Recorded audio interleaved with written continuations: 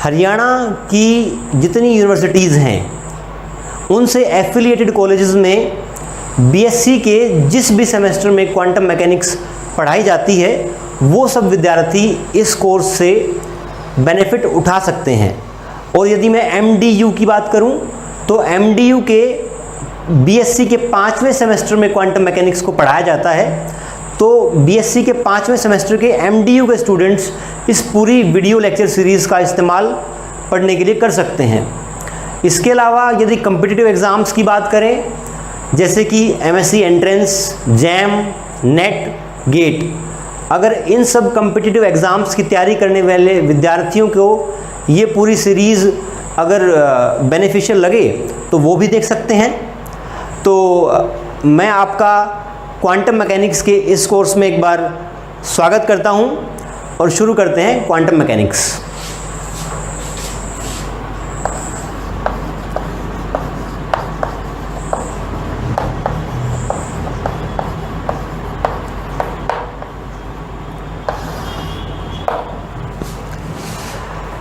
Quantum mechanics को discuss करने से पहले एक वर्ड से हमें फैमिलियर होना चाहिए, वो वर्ड है क्लासिकल मैकेनिक्स। आपके सामने दो शब्द हैं, एक क्लासिकल मैकेनिक्स, एक है क्वांटम मैकेनिक्स। क्लासिकल मैकेनिक्स के जो रूल्स रेगुलेशंस हैं, जब वो कुछ पर्टिकुलर फिनोमेनाज को एक्सप्लेन नहीं कर पाए तब हमें क्वांटम मैकेनिक्स के नाम से नए सेट ऑफ रूल्स को बनाना पड़ा। तो क्वांटम और क्लासिकल दोनों के डिफरेंसेस को डिटेल से समझने से पहले हम एक छोटी सी एनालॉजी के माध्यम से समझना चाहेंगे कि एक तरह के रूल्स एक पर्टिकुलर जगह पे लागू होते हैं पर दूसरी जगह पे वही रूल्स लागू नहीं होते। इसको हम एक छोटे से नॉर्मल एग्जाम्पल के माध्यम से समझना चाहेंगे। मान लीजिए एक इंडियन सोसाइटी है और एक अमेरिकन सोसाइटी है। अब दो अलग अलग समाज हैं तो दोनों के रूल्स और रेगुलेशंस भी डिफरेंट होंगे। हम यदि पर्टिकुलरली बात करें कि शादी के रूल्स, अगर हम शादी के रूल्स के बारे में बात करें तो इंडिया में शादी के रूल्स अलग तरह के होंगे और अमेरिका में शादी के रूल्स अलग तरह के होंगे। फॉर एग्ज़ाम्पल, अगर हम इंडिया में शादी की बात करते हैं तो सबसे पहले कास्ट देखी जाती है कि जिस कास्ट का लड़का है उसी कास्ट की लड़की होनी चाहिए। कास्ट एक फर्स्ट रूल है। सेकंड रूल है गोत्र, गोत्रों का मिलान होता है, ये गोत्र इस गोत्र में शादी कर सकता है, इस तरीके से गोत्र का भी एक रूल है।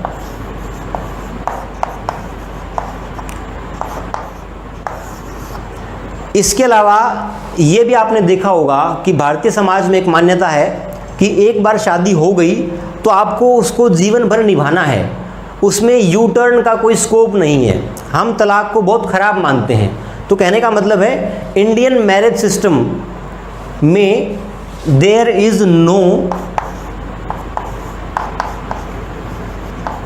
You turn. अब आप एक फैमिली को मानिए कि एक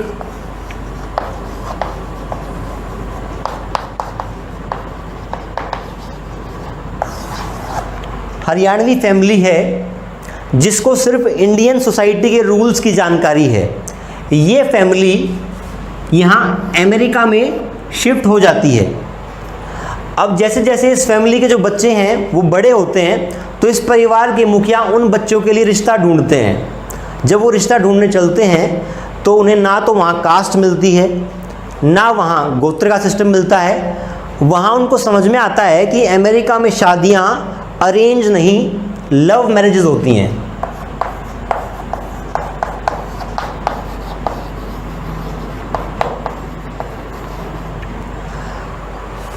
ये तो इनको हो गया कि अरेंज मैरिज की बजाय यहाँ पे शादी का जो नियम है वो लव मैरिज का है। दूसरा, जब इन्होंने जैसे तैसे करके इस पहले वाले रूल को समझ के नए रूल को समझा, अपने बच्चों की शादी कर दी, फिर यहाँ पे क्या होता है इस समाज में, अमेरिकन समाज में, आप जीवन भर एक पार्टनर के साथ जीवन बिताने का कमिटमेंट नहीं करते हैं। हर 2, 4, 5, 10 साल आप पार्टनर चेंज करते हैं। औसतन 2, 3, 4 पार्टनर जीवन भर में आप बदलते हैं। तो जब इनके बेटे बेटियों ने शादी करके 5 साल बाद कहा कि मैं दूसरी शादी करना चाहता हूँ, तो वो भी इनको हजम होने वाली बात नहीं थी। वो भी एक भारतीय समाज की तुलना में अमेरिकन समाज में एक नया नियम था। तो यहाँ पे शादी के बाद यू टर्न का एक रूल है, वो एक या ऑप्शन है, वो अवेलेबल है। अब अगर ये फैमिली इंडियन रूल्स पे ही अड़ी रहती तो यहाँ पे अमेरिका में इनका जीना संभव नहीं था। तो मोटा मोटी हम ये समझ सकते हैं कि एक समाज को समझने के लिए या चलने के लिए जो नियम हैं, दूसरे समाज में वो नियम लागू नहीं होते। उस समाज में हमें डिफरेंट तरह के नियमों के साथ काम करना पड़ता है। जैसे ये 2 समाज हैं, ऐसे ही फिजिक्स में भी 2 तरह की सोसाइटी आप मान सकते हैं, एक मैक्रो लेवल पे और एक माइक्रो लेवल पे। अब हमें समझना है कि मैक्रो लेवल क्या होता है और माइक्रो लेवल क्या होता है। मैक्रो लेवल पे वो सारे फिनोमेना जिसको हम अपने चारों तरफ देख सकते हैं, जैसे कि प्लेनेटरी मोशन,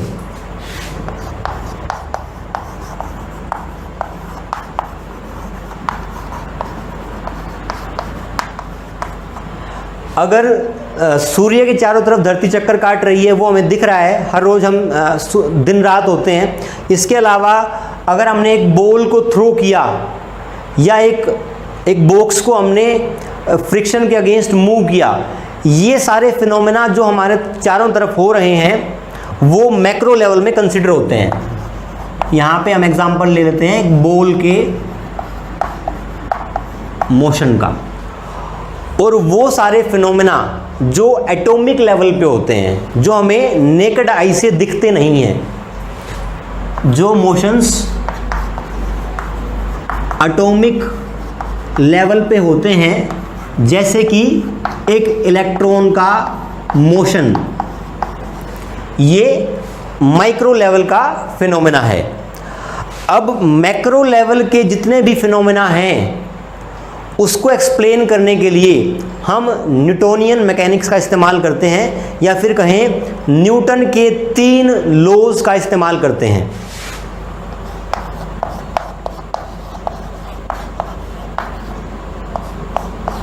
न्यूटन के 3 लॉज आपको पता है, पहला इनर्शिया का, दूसरा F external equal to dp/dt, and third is every action has equal and opposite reaction. इन तीनों लॉज को इस्तेमाल करके हम सारे फिनोमेना जो कि मैक्रो लेवल पर हो रहे हैं उनको एक्सप्लेन कर सकते हैं। फॉर एग्जांपल, यदि एक बॉल पर मैंने 1 न्यूटन फोर्स लगाया तो उसका मोमेंटम कितना होगा हम ये बता सकते हैं। लेकिन न्यूटन के सारे नियम एटॉमिक लेवल या फिर माइक्रो लेवल पर लागू नहीं होते। यहाँ पर यदि इलेक्ट्रॉन पर हमने 1 न्यूटन का फोर्स लगाया है तो उसका मोमेंटम कितना होगा ये हम प्रेडिक्ट नहीं कर सकते, इसलिए यहाँ पे न्यूटन के लॉज फेल हो जाते हैं। थर्ड पॉइंट इसमें जो डिफरेंस है हमारा वो है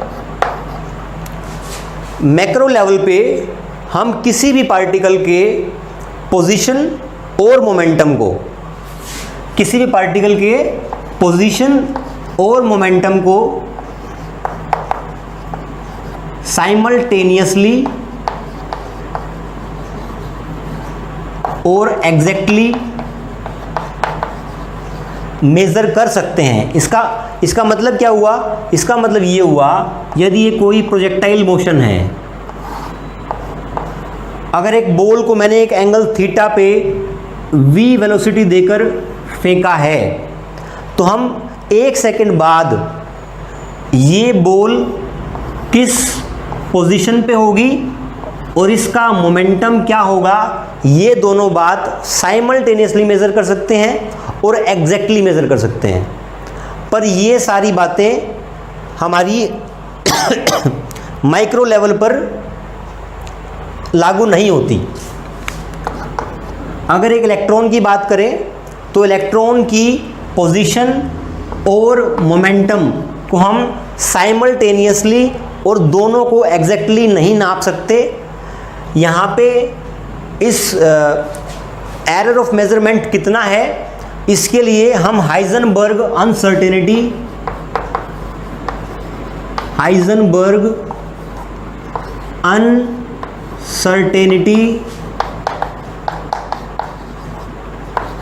प्रिंसिपल का यूज़ करते हैं, जो कि आपने 12th क्लास में भी पढ़ी होगी और इसको हम आगे भी पढ़ेंगे। लास्ट पॉइंट है जो बेसिक डिफरेंस है आपका मैक्रो और माइक्रो वर्ल्ड में। मैक्रो वर्ल्ड में आपकी एनर्जी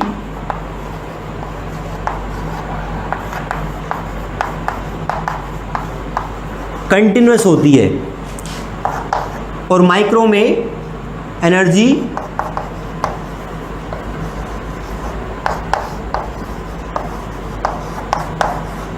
डिस्क्रीट होती है।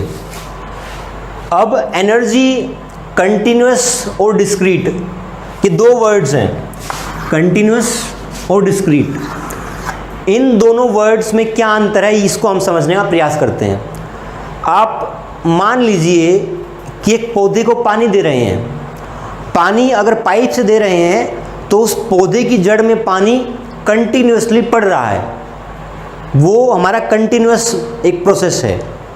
अगर इसी के अल्टरनेटिव हम उस पौधे में एक मग से पानी डाल रहे हैं तो एक मग डाला, फिर दूसरा मग डाला, फिर तीसरा मग डाला, तो किन्हीं भी दो मग द्वारा पानी डाले जाने में बीच में कुछ अंतर आता है, वो लगातार पानी नहीं डल रहा होता। तो इस प्रोसेस को हम बोलते हैं डिस्क्रीट प्रोसेस। अब इसी को एक और एग्जांपल से समझते हैं। मान लीजिए हमारी एक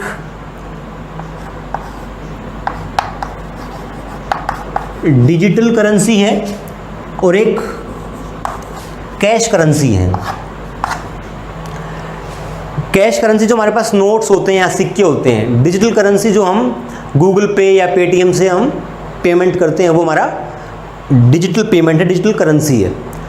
अब आप कैश करेंसी में देखिए, अगर कैश करेंसी में आपके पास 1 रुपये का सिक्का है, 2 का है, फिर 5 का है, 10 का है, 20, 50, 100 का है। 1 रुपया और 2 रुपये के बीच की कोई भी अमाउंट का करेंसी एग्जिस्ट नहीं करती। अगर आपको पेमेंट करनी है 1 रुपी एंड 27 पैसा, 1.27 रुपीज़ की, तो आप कैश करेंसी का इस्तेमाल करके नहीं कर सकते। दो वैल्यूज़ के बीच की कोई वैल्यू एग्जिस्ट नहीं करती, इनको डिस्क्रीट करेंसी बोल देंगे हम, कि जो हमारी कैश करेंसी वो कैसी है, डिस्क्रीट है। अगर डिजिटल करेंसी की बात करें, हमें कोई ऑनलाइन पेमेंट करनी है तो आपने देखा होगा कई बार आपका प्राइस होता है 27.23 रुपीज़। इसका मतलब 23 रुपये और 24 रुपये के बीच में जितनी वैल्यूज़ आती हैं उन सब का पेमेंट हम कर सकते हैं। 23 रुपये 24 पैसे का भी कर सकते हैं, 23 रुपये 98 पैसे का भी कर सकते हैं। तो यहाँ पे दो वैल्यूज़ के बीच की हर वैल्यू पॉसिबल है, इसलिए कंटिन्यूटी में पॉसिबल है, उसको कंटिन्यूअस करेंसी हम कहेंगे। अब इस कंटिन्यूअस और डिस्क्रीट, इसका हमारी मैक्रो और माइक्रो लेवल पे क्या डिफरेंस है वो समझते हैं। अगर मान लीजिए हम मैक्रो लेवल की बात कर रहे हैं, मैक्रो लेवल पे मैंने एक बॉल यहाँ से फेंकी, अब उस बॉल को मैं एनर्जी प्रोवाइड कर सकता हूँ, 1 जूल भी कर सकता हूँ, 2 जूल भी कर सकता हूँ। 1 जूल और 2 जूल के बीच में जितने नंबर एग्जिस्ट करते हैं, 1.5, 1.75, 1.8, 1.23, जितने भी नंबर एग्जिस्ट कर सकते हैं, उन सारे नंबर्स के इक्विवेलेंट मैं यहाँ से एनर्जी उस बॉल को प्रोवाइड कर सकता हूँ। तो इसलिए जो energies available with this ball are continuous. पर क्वांटम लेवल पे क्या होता है या फिर माइक्रो लेवल पे क्या होता है, मान लीजिए आपका हाइड्रोजन एटम है, उसमें एनर्जी लेवल्स होते हैं, first energy level, second energy level. इन एनर्जी लेवल्स का फॉर्मूला आपने 10th में पढ़ा होगा, 12th में पढ़ा होगा। फॉर्मूला होता है EN = 13.6 electron volt upon N square. N square यहाँ पे क्या है, हमारी कौन सी ऑर्बिट है। तो अगर फर्स्ट एनर्जी लेवल की बात करें तो E1 आता है -13.6 इलेक्ट्रॉन वोल्ट, E2 आता है -3.4 इलेक्ट्रॉन वोल्ट। अब यहाँ पे हाइड्रोजन एटम की जब एनर्जी की बात करेंगे तो या तो एनर्जी होगी -13.6 इलेक्ट्रॉन वोल्ट अगर वो ग्राउंड स्टेट में है, अगर वो एक्साइटेड स्टेट में है, सेकंड लेवल में हमारा इलेक्ट्रॉन एग्जिस्ट करता है, तो एनर्जी होगी -3.4 इलेक्ट्रॉन वोल्ट। इन दोनों एनर्जीज़ के बीच में कोई भी एनर्जी पॉसिबल नहीं है, इसलिए माइक्रो लेवल पे हमारी एनर्जी डिस्क्रीट होती है। तो इस तरीके से ये चार बेसिक डिफरेंसेस जो हमारे हैं, मैक्रो और माइक्रो, क्लासिकल और क्वांटम, क्लासिकल और क्वांटम में ये चार डिफरेंसेस हैं जो सारे नियम क्लासिकल मैकेनिक्स में हमने फॉर्मुलेट किए थे। वो एटॉमिक लेवल पे जो घटनाएं घट रही हैं उनको एक्सप्लेन नहीं कर पाए, इसलिए हमें अब एक नए सेट ऑफ रूल्स को फ्रेम करना पड़ेगा जिनको हम बोलेंगे क्वांटम मैकेनिक्स। क्लासिकल मैकेनिक्स और क्वांटम मैकेनिक्स के बेसिक डिफरेंसेस को समझने के बाद हमारा नेक्स्ट टॉपिक है फेलियर्स ऑफ क्लासिकल मैकेनिक्स।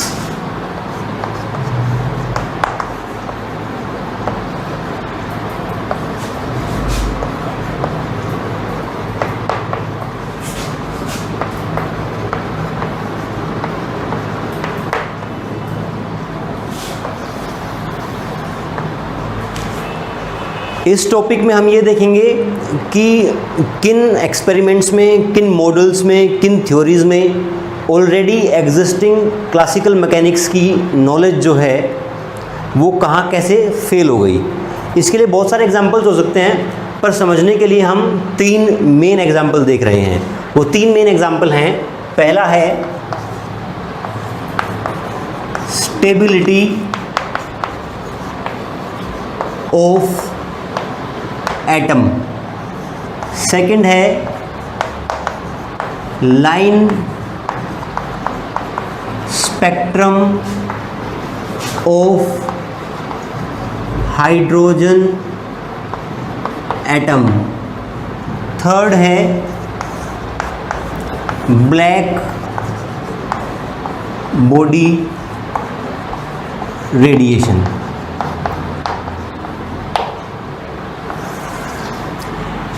इन तीन एग्जाम्पल्स की हेल्प से हम ये समझेंगे कि क्लासिकल मैकेनिक्स के जो रूल्स हैं वो कैसे फेल हुए। Let's take one by one. First is stability of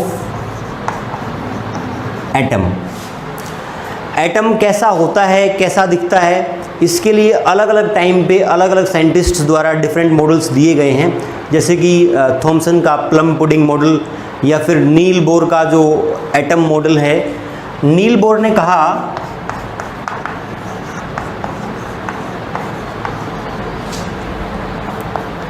atom के सेंटर में एक पॉजिटिवली चार्ज्ड न्यूक्लियस होता है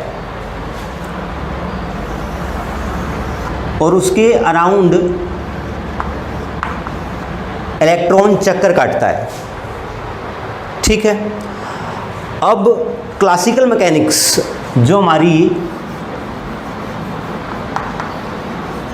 क्लासिकल मैकेनिक्स की ऑलरेडी एग्जिस्टिंग नॉलेज थी, उसके आधार पर कोई चार्ज पार्टिकल एक सर्कल में स्टेबिलिटी के साथ चक्कर नहीं काट सकता। कहने का मतलब हुआ जो क्लासिकल की ऑलरेडी एग्जिस्टिंग नॉलेज थी उसने नील बोर के इस एटम मॉडल को एक क्वेश्चन मार्क लगा दिया।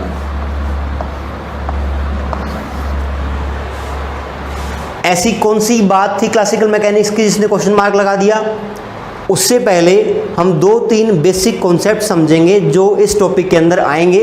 वैसे तो ये बहुत बेसिक है, पर मैंने ये फील किया है कि बहुत सारे स्टूडेंट्स को ये बेसिक्स नहीं पता होते, इसलिए मैं जल्दी जल्दी उन तीन बेसिक्स को आपको बता रहा हूँ।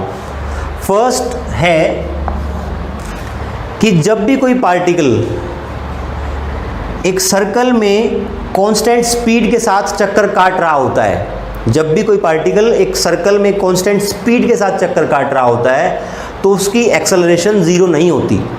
बच्चे समझते हैं कि स्पीड कांस्टेंट है तो एक्सेलरेशन भी ज़ीरो होगी, पर ऐसा नहीं है, क्योंकि एक्सेलरेशन का जो डेफिनेशन है वो है rate of change of velocity with respect to time, ना कि rate of change of speed with respect to time. अगर स्पीड होता तो डेफिनेटली एक्सेलरेशन ज़ीरो होता, पर बेसिक डेफिनेशन में ही जब rate of change of velocity है तब एक्सेलरेशन ज़ीरो नहीं होती। कैसे? जैसे मान लीजिए कि इस पोजीशन पे इस पार्टिकल की वेलोसिटी इस डायरेक्शन में है, इस पोजीशन पे इस डायरेक्शन में होगी, मैग्नीट्यूड भले ही सेम रह रहा है पर उसकी डायरेक्शन चेंज हो रही है, इसलिए ओवरऑल वेलोसिटी को हम बोलेंगे कि वो चेंज हो रही है। That's why acceleration is not equal to zero in uniform circular motion. आप इसको नोट कर लीजिए, आगे भी आपको काम आएगा कि यूनिफॉर्म सर्कुलर मोशन में पार्टिकल की एक्सेलरेशन ज़ीरो नहीं होती और उस एक्सेलरेशन की डायरेक्शन हमेशा सेंटर की तरफ होती है। अगर इस पॉइंट पे देखेंगे तो एक्सेलरेशन ये होगी, इस पॉइंट पे देखेंगे तो ये होगी। Acceleration is always directed towards centre. आप अपनी लैंग्वेज में इसको लिख लीजिए। ये पहली बात है। दूसरी बात है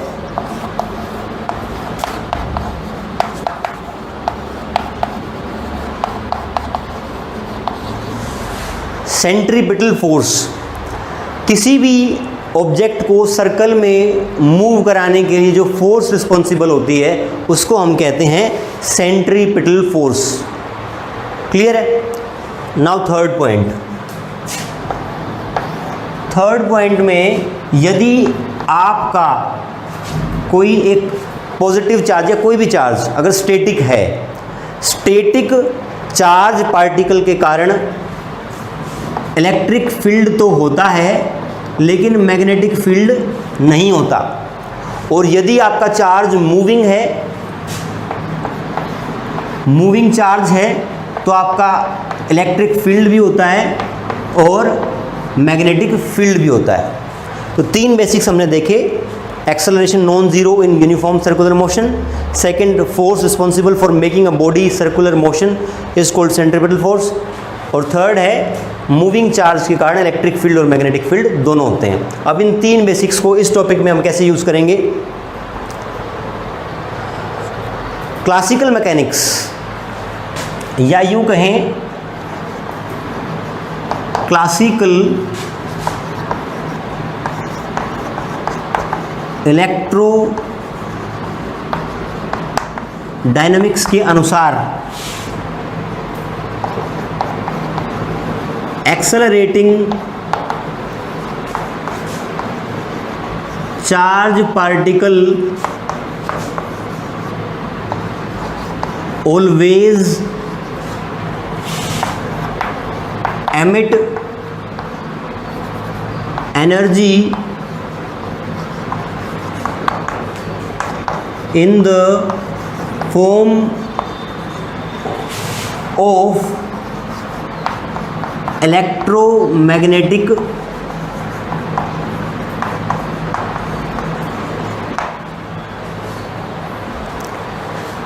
क्लासिकल इलेक्ट्रोडायनेमिक्स के अनुसार कोई भी एक्सेलरेटिंग चार्ज पार्टिकल हमेशा एनर्जी रेडिएट करेगा या एमिट करेगा in the form of electromagnetic radiations. अब यहाँ पे आप ध्यान से देखिए, इलेक्ट्रॉन हमारा चार्ज पार्टिकल है, यूनिफॉर्म सर्कुलर मोशन में मूव कर रहा है, इसका मतलब एक्सेलरेट कर रहा है। तो ये वाला इलेक्ट्रॉन है, ये एक्सेलरेटिंग चार्ज पार्टिकल हो गया। और एक्सेलरेटिंग चार्ज पार्टिकल हमेशा एनर्जी रेडिएट करता है, एनर्जी एमिट करता है। अगर कोई पार्टिकल अपनी एनर्जी लगातार एमिट कर रहा है, रेडिएट कर रहा है, इसका मतलब उसकी एनर्जी कंटिन्यूसली डिक्रीज करेगी। अगर डिक्रीज करेगी तो वो इस स्टेबल ऑर्बिट में रह नहीं सकता और धीरे धीरे वो पार्टिकल इस न्यूक्लियस के अंदर कोलैप्स कर जाएगा। इसका मतलब क्लासिकल मैकेनिक्स की ये जो ऑलरेडी एग्जिस्टिंग नॉलेज है, ये हमारे एटम की स्टेबिलिटी को एक्सप्लेन नहीं कर पाई। इसका मतलब इस चीज़ को एक्सप्लेन करने के लिए we have to frame a new set of laws under the name of quantum mechanics. Clear है? यहाँ पर हमने स्टेबिलिटी ऑफ एटम को हम क्लासिकल मैकेनिक्स के आधार पर एक्सप्लेन नहीं कर पाए, ये समझा है। अब नेक्स्ट टॉपिक देखते हैं, line spectrum of hydrogen atom.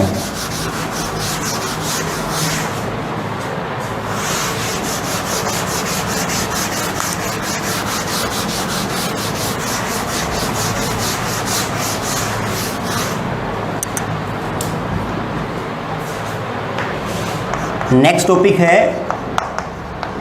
Line spectrum of hydrogen atom. इस टॉपिक में सबसे आगे बढ़ने से पहले सबसे पहले समझते हैं कि स्पेक्ट्रम क्या होता है।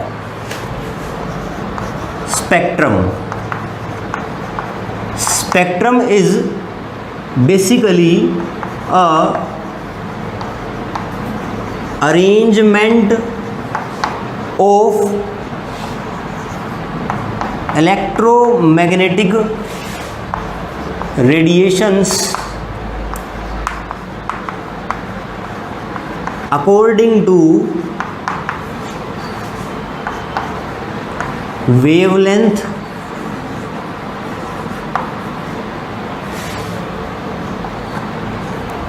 फ्रीक्वेंसी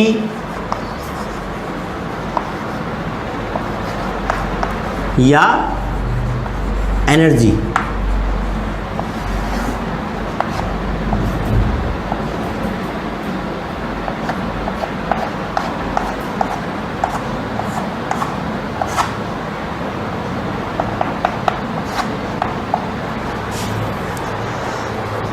स्पेक्ट्रम हमें समझना है क्या होता है। स्पेक्ट्रम बेसिकली इलेक्ट्रोमैग्नेटिक रेडिएशंस को यदि हम वेवलेंथ के हिसाब से अरेंज कर दें या फिर फ्रीक्वेंसी के आधार पर अरेंज कर दें या फिर एनर्जी के आधार पर अरेंज कर दें तो उस अरेंजमेंट को ही स्पेक्ट्रम कहते हैं। एग्जाम्पल के लिए मान लीजिए ये एक्स एक्सिस हमने ड्रॉ की है, इसके ऊपर ये ओरिजिन है और एक्स एक्सिस पे हमने वेवलेंथ के अकॉर्डिंग इलेक्ट्रोमैग्नेटिक रेडिएशंस को ड्रॉ किया है या अरेंज किया है। अब आप एक यूनिट को मानिए 1000 एंगस्ट्रॉम के बराबर है, तो 1 2 3 4 ये हो गया 4000 एंगस्ट्रॉम, 5 6 7 7000 एंगस्ट्रॉम। अगर विजिबल लाइट की वेवलेंथ्स की रेंज आपको पता हो तो जनरली 4 से 7000 एंगस्ट्रॉम के बीच में होती है। अब अगर इस एक्स एक्सिस पे मुझे विजिबल लाइट को अरेंज करना है तो वो आ जाएगी इस तरीके से, VIBGYOR, विबग्योर। सबसे हाईएस्ट वेवलेंथ होता है रेड का, तो रेड का वेवलेंथ सबसे बड़ा है, ये 7000 के आसपास है और वायलेट का 4000 एंगस्ट्रॉम के आसपास है। तो इस अरेंजमेंट को ही हम स्पेक्ट्रम कहते हैं। क्लियर है? नेक्स्ट हम समझेंगे कि स्पेक्ट्रम कितने प्रकार का होता है। स्पेक्ट्रम बेसिकली 2 टाइप्स का होता है। फर्स्ट है एब्जॉर्प्शन एंड सेकंड है एमिशन स्पेक्ट्रम। अब एब्जॉर्प्शन स्पेक्ट्रम क्या होता है और एमिशन स्पेक्ट्रम क्या होता है। आप मान लीजिए कि ये हमारे पास हाइड्रोजन एटम है, इसके अंदर इलेक्ट्रॉन हमारा ग्राउंड स्टेट पे है, हमने इसके ऊपर विजिबल लाइट इंसिडेंट कराई,